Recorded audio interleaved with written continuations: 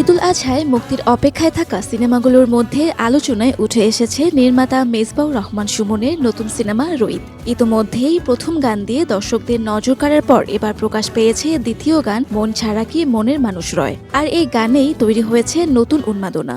মন ছাড়া কি মনের মানুষ রায়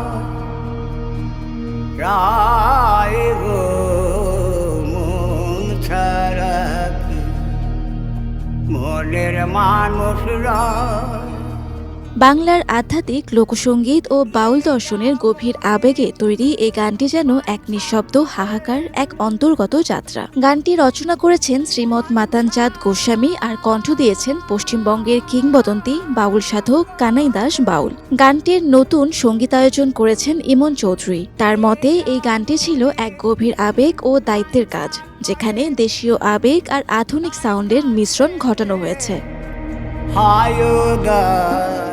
পরিচালক মেজবাউর রহমান সুমন বলেন, গানটি তার কাছে অত্যন্ত প্রিয় ছিল। কানাই দাস বাউলের কণ্ঠেই তিনি সবসময় এটি কল্পনা করতেন। দুঃখজনকভাবে শিল্পীর মৃত্যুর পর গানটি প্রকাশ পেলেও তার কণ্ঠের মায়া ও আবেগ রইদ সিনেমায় চিরস্থায়ী হয়ে রইল। সব মিলিয়ে লোকসঙ্গীত, আবেগ আর দর্শনের মিশেলে ঈদ আলোচনার কেন্দ্রবিন্দুতে এখন রইদ।